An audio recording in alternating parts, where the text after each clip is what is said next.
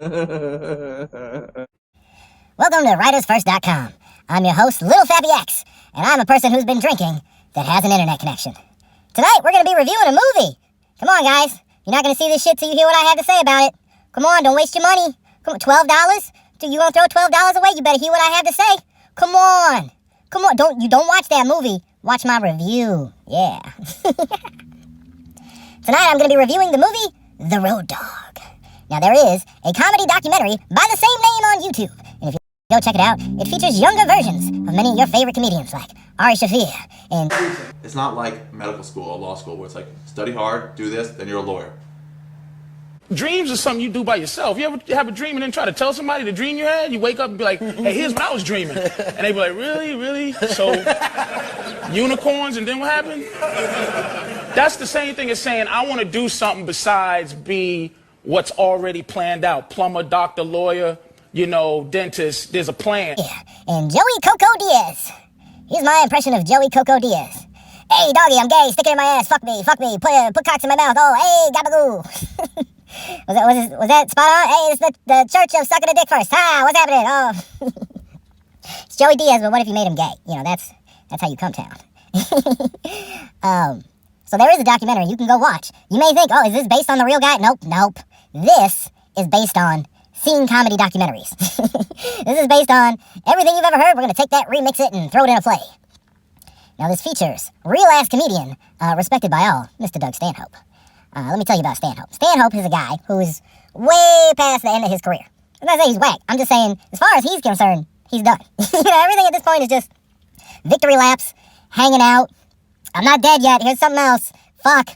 Maybe next year. Maybe this fucking dumb kidney of mine will finally give out, but, I was bored, so I made something. Here. That's Doug Stanhope's career. And he will pop up, do things, and then disappear. He'll drop a special, and then he'll be gone for 2 years. And then it's a book. Whoa, a book. And he does all the podcasts, he does the tours. That's how I found out about this movie. I'm scrolling through my YouTube, and Doug Stanhope just starts popping up. It's just, I don't know. Hey, hello, Stanhope? What's Stanhope doing out there?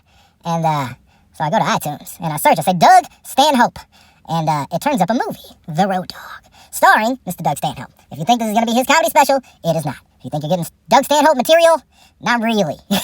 Maybe a line, but not really. What you're getting is Doug Stanhope, the actor. Did you know he did that? Remember that character he played in Louie? Well, this is that, but the movie. And we're going to review it. But first, because this is Writers First, I got to walk you through, there's steps we take. All right, there's qualifiers. There's milestones that you must pass to be a great movie here at Writers First.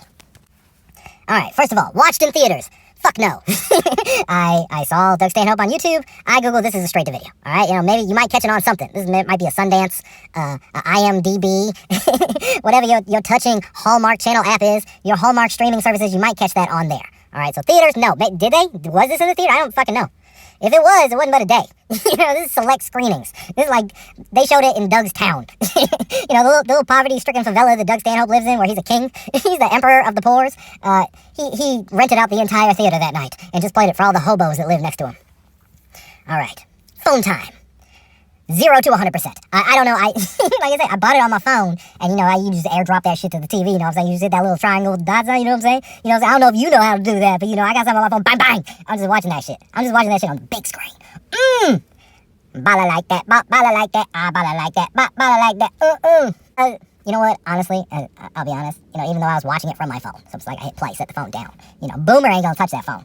Boomer ain't gonna touch that. He'll fuck it up. You know what I'm saying? I picked up that motherfucking phone. I'm scrolling, Instagram, Discord, I'm checking shit out. I'll be honest, I did hit the phone for probably quick 5-10 minutes there. So, it's like, it depends on how you watch this. You know what I'm saying? So I'm going to tell you, spoiler alert, it's just really sad. It's just a lot of really sad music, violins. It's very violin heavy. This is not a yuck. This isn't wacky. This isn't a Seth Rogen picture. It says from the creator of Meet the Parents, which I guess we have to talk. I don't know who you are. You weren't really on my radar before. I thought that was Ben Stiller. Did Ben Stiller do this? But we're going to have to talk because I don't know if you understand comedy. Now, not because the movie's not funny, which it's not, but that's fine. It doesn't have to be fun. Not everything has to be fucking Bert Kreischer. Holy, you wanna make it. It's fine. It's fine. It's okay. I'll meet you on your terms. You're an artist, boo-boo. You tell the story you want to tell. If it's not funny, that's okay. But it's really sad. Like, all the time. And like, but it doesn't pull it off. Like, it's not good at it. It doesn't earn the emotions, but it is just hard to look at. Kind of sad. The whole 98% of the time, you're just like, that guy's gonna die. Why is he such a piece of shit? Ugh. Oh shit moments. We're still in the qualifiers. Oh shit moments. There was one, which was, I thought the movie was over. It turned out it wasn't. I said, oh shit, we're doing another chapter. You know what? 2 oh shit moments. The other oh shit moment is like, all right, you're watching this dude who's an alcoholic. All right, spoilers. The character is an alcoholic, gatekeeping piece of shit comedian. You know what's great about this is it's a very honest portrayal of the self-loathing piece of shit comedian. The like it's, you know, it's charming on stage, but it's like when they're really just sad and mopey and drunk all the time and push everybody away, just piece of shit people. Ew. And they show you that man. They show you that side of comedy, and they do an excellent job of keeping it real. I credit this mostly Doug Stanhope's amazing portrayal. You know, he's basically playing. He's not. I don't think he is. You know, Doug seems to be a fairly chipper, happy. You know, he's just having fun kind of guy. I could be wrong, but this is the like all the way gets the bend, starts shaking when they don't have a drink. Just fully self-loathing piece of shit kind of guy. Doug plays it well. He looks the part. I don't know if he was actually going through withdrawal throughout this fucking movie, but he could have been. Some method acting. But everybody else sucks and falls short. The kid that plays his son is like, it looks like he's doing like some Degrassi Disney show acting at Doug Stanhope. But Doug seems to really be the person in the scene doing and saying the thing. So he's not great. Could have got a little bit better actor for that dude. And then the story is pasted together out of shit that's been done. Shit that you've seen and that has now been recycled. All right, so if you've ever watched comedy documentaries, are you guys that deep in? You watch comedy, you're like, oh, it's like the gym. These legendary professorial, the prophecies, the gatekeepers of the intellectualism of the zeitgeist, and all the big words. These guys are so fucking important. These guys fucking a stool. All right, so when I say this shit is like pasted out of comedy documentaries, it's like if you saw The Aristocrats. You know, there's a scene, there's also a documentary, I think it's called I Am Comic, and they're like, don't ever eat the food in the green room, because these comics are, wow, oh, they jerk off in the mayo, ugh.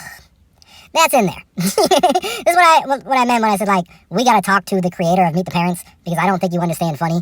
It's not that it's not funny, it's that your portrayal of this is so cut and pasted together from a novice point of view. Like, you're not the guy that was on, this is, a comic didn't write this. This is fucking, you know, this is a guy who saw comedy documentaries. There's another one like, Doug Stanhope does comedy in a church. Whoa! It's the fucking, you know, Pete Holmes and Crashing, except, you know, Doug Stanhope is Doug Stanhope. And, oh, they don't get paid. Have you guys heard this? The comedians go to gigs, and they get shorted, or they don't get paid. You know what he left out is sometimes they get paid in drugs. Whoa! How come nobody slid him a bag of coke, bruh? So yeah, it's all these sort of hacky, shitty, recycled stories you've heard about comedy, but nothing that is that it's so nuanced that it would be like, this suggests it was written by somebody, you know, who lived that, and you have fucking Doug there as a consultant. You know, he lived that. He wrote 2 books. He wrote 2 motherfucking books, and he shouted out some other guy. I don't remember his name. Something like Scott King or some shit. Got a wacky, fucking avant-garde cover to it. There's some guy who wrote, like, the definitive book, you know, on being a road dog comic, where every chapter is read by a different comedian. And then he went and did all of their podcasts. All of the comics have podcasts, involve all of them in the book, and then go on all of their shows to promote it. It's a wonderful fucking strategy to sell some fucking books. But it's pretty good. You know, that would have been more realistic than what we get. So, one of the qualifiers was oh shit moments. All right, spoiler. Heavy spoiler here. All right, walk away, sweetheart. Huh? You fucking, if I'm gonna ruin the movie, if you're gonna be watching the movie clutching your pearls like, he fucking ruined it! This would have been transformative, this would have changed my life, had that fucking piece of shit cartoon squirrel not ruin this for me. Walk away now. Go watch the movie, and then come back to my review. Oh shit moments. Alright, so, you know, Doug's character is just a piece of shit guy who's drunk. It's not funny or charming at all. He's just a piece of shit. and his son is there, and then we're meeting his family, and they're pieces of shit. He's a guy that never dealt with his issues and moved on. So this is like he got locked into a phase in his life. He got locked into a trauma, and he just never got past it. You know, most people will grow out of that. Some of them go through it as teens. Some of you go through it in your 20s. Some of you go through it at some point. I hope you get past the shit you're going through and focus on the fact that you're living life. You're still here. You still got shit to do, bills to pay. Your happiness is important. Do what you have to do to take control and ownership of your life. He never had that moment. He just was hurt. Yeah, he's a wounded animal. He's got a tragic backstory. And this character he gets sober, all right? We meet the love of his life. You are the love of my life. Be here now, no other place to be. Inside this moment, you're the only one. Did you know little Fappy X listened to that? Did you know that squirrel was in the Mason Jennings tree? Did you know I was there? Anyway, Stanhope's character in this, through the power of love and good pussy, all right? He's hanging on to a bitch. She's an old bitch, all right? He's an old dude. You get old, it's like you think you want 23-year-old pussy forever. You don't, all right? There's some old bitches that you won't even look at. They're old dudes. Never locked that down. Never had a family. Never figured their shit out. These lonely dudes are just hanging on to their exes. It's like, if an ex called me, I swear to God, bitch. You know how long I've been living life? Who the fuck are you? That's what someone who has a life says. But Stanhope's character, this tragic, incel of a character, fucking sits around longing from a bitch from 20 years ago. Imagine wanting some pussy from 20 years ago. I want some pussy that's 20 years old. Maybe put a 3 on it, at least put a 3 on it. Jeez, put a 7 on it. I'm down. I don't know if I'm down. I need him maybe at 30, 32. I need that old pussy, and Doug Stanhope's character is a guy that he's down for that old pussy. Some guys that would be so locked into that would be in love with their idea of who the bitch was when they met him, and then they go run into the bitch 20 years later, and they're like, ew, and they go back to drinking, they're like, I don't know what I was thinking. I was opining for this old pussy, my one chance to love and be happy. Oh, if only I had just locked that down and stayed in Tulsa, I'd have been a good man. I swear to God, I wouldn't have been a piece of shit. Doug Stanhope goes and finds that piece of pussy. And she gets him sober. Yeah. His opener, he does this like a dozen times throughout the show, is, hi, my name's, fucking Jimmy? Hi, I'm Jimmy, and I'm an alcoholic. And it's shitty. It's like when I say they don't understand comedy, it's shitty that he would repeat the same opener so many times and just do the same act again and again and again. But at the same time, I guess that is true to the fucking, what a comic is as a job. Is you are just repeating the same shit again and again. Now, there's never been a great representation of comedy in movies. Like, there was a movie with Tom Hanks back in, the late 80s, early 90s. It might be called Comedian or The Comedian. And fucking, he shows up at the comedy club, he has a locker, he fucking punches in, goes and does his 8 hours of funny, punches out, does his 40 hours a week, hoping for some overtime, hoping for some holiday pay, this motherfucker's scheduling vacations. You don't have healthcare. No, comedy's not a real job. You don't have benefits. You are freelance for life. And you're fucked. I hope you don't get sick. Hope you're 27 forever. Hope your 50s aren't rough. Because you have no healthcare and medical bills are fucking horrendous. So there you go.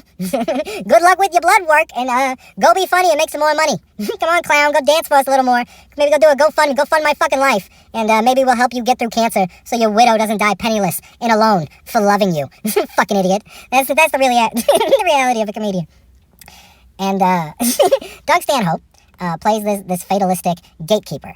So he's a comic that's like, I'm a comics comic. If you're not doing real comedy, then you ain't shit. Fuck you and your success. Oh, you want to be on TV? You want to be on TV? Sell out. And, there's plenty of debate to be had, about getting that bag and integrity. But he's like a fucking Nazi about it. He's like, I won't wear a suit on TV. I'd rather die and perform for nobody at a bowling show than fucking, play the game for 5 minutes so I can have an audience and be self-sustaining. He's a person who's bad at business. And they make the point. Comedian is not just truth teller, fucking prophet for the people. Comedy is more than speaking truth to power, man. Fucking changing the world. Remember all those laws that changed because of comedians? Remember all those civil rights things that changed because fucking some comic put it on? Remember that when Carlos Mencia changed the whole world? It wasn't just making stupid ass bitch ass jokes. I remember. Maybe the Daily Show. They affected the zeitgeist and shit. Damn. But, Doug Stanhope's character was not willing to play that ball. So he gets sober, right? He gets sober. He goes up. This is the oh shit moment. This is a spoiler. And he bombs. He bombs. And it's like, all right, he's getting sober. He fucking, it's going to be rough. All of his jokes, hackily enough, are about drinking. So when he goes up to perform, he has no material. But this guy, supposedly has been doing comedy for 30 years. And there's a part where he goes to AA and he fucking walks on stage and just kills for an hour talking about what it is to be an alcoholic. And you're like, oh yeah, he would have just gone up there and bombed. Like, no, he would have fucking talked about going to AA. He would have done the AA set at the comedy club and fucking killed it. 30 years in comedy. His instincts wouldn't have kicked in. He would have just bombed. So Doug Stanhope sucks a fat dick on stage. And then he goes to the bar. And the owner's like, what the fuck is that? He's like, I'll fix that right now. Give me a shot of whiskey. Thundercats. Gumma. No, yeah. He fucking shoots some whiskey. He eats his spinach. And now he can go on stage and kill. Well, they show the bitch that got him sober. They got him through with withdrawals. It was a very dramatic scene. He's sweating. It was played very like he's a real ass alcoholic in this movie. Like there's a way their skin gets red, and his skin was red, like early morning red and withdrawal red. Like whoever was the makeup department FX, if that wasn't Doug just going through some shit, they fucking give them whatever Academy Award. That they fucking nailed it. It didn't look like makeup caked up on a face. Like it looked like he'd been drinking and fucking was worn thin. He had a real ass alcoholic face. His character bombs. He shoots some whiskey. He looks over. His bitch, the hoe that just got him sober, that invited him into the bedroom. They were engaged at one point. These two have been longing for each other for 20 years. She's sober. She got him sober. He falls back on whiskey once. He takes one shot. He looks over. She's gone. I was like, are you fucking kidding me? And then his son, who's been on this road trip with him, meeting his family, learning that his dad was an alcoholic piece of shit, and that now his grandpa and his dad, both alcoholic pieces of shit for different reasons. He sees his dad get sober, then he sees his dad bomb. This kid is an aspiring comedian. He's been doing this for 2 years. He understands how shitty bombing is. He sees his dad bomb and order a shot, and fucking his immediate reaction is, fuck you, you fucking piece of shit. I'll fucking never speak to you again, Dad. Fucking later, loser, middle finger. And it's like, that's not realistic, all right? Like, the son and the new pussy get him so it's just very traumatic, just like Rocky's like training, like dun dun dun dun dun. There's a whole montage of him getting sober and these two just loving him and him having to admit that he's weak and that like, it's so gay to like be happy and enjoy life and accept help, when you've been such a piece of shit for so long. He accepts them into his life. He opens his heart for the first time. They get him sober. And then he slips up one time. And they're like, fuck you, you piece of shit. I hope you fucking die. It's like, no. Of course that's not what they would have fucking got him out of there, got him back on course. Like, there probably should have been another 40 minutes of this. But they didn't want that. They want the tragic ending. But it's like, but you made your good guy characters seem like pieces of shit to have your sad ending. And spoiler, the sad ending is he just keeps drinking. Everybody he loves abandons him. Like, the whole reason he stopped loving people is they abandon him and treat him like shit. And, like, he gets sober for these people and they immediately abandon him. You're like, well, shame on him for opening up his heart. Should have just kept drinking. They don't know what fucking real shit is. Fuck these fucking piece of shit people. Alright, goddammit. This fucking review is almost as long as the movie. The movie is very sad, so it's not a great time. If your dad's an alcoholic, or if you you got some issues you gotta process through, you're trying to speed run a bitch through your tragic backstory, you're like, you need to watch this to understand me. Maybe pop it on. If you're a fan of Stanhope, it's $12. You can spend $12 at fucking Burger King. Go support the official release. If you're a fan of Stanhope, go support it, but it's mid. Listen, if you're going to be involved in this, do whatever you want, but we just need to add jokes, man. You want to hear a joke? I'll tell you a joke. Okay. 2 clowns start the shittiest podcast of all time for the biggest faggots in the world. And now they want to be artists and they don't know how to do it. It's not really a joke, but...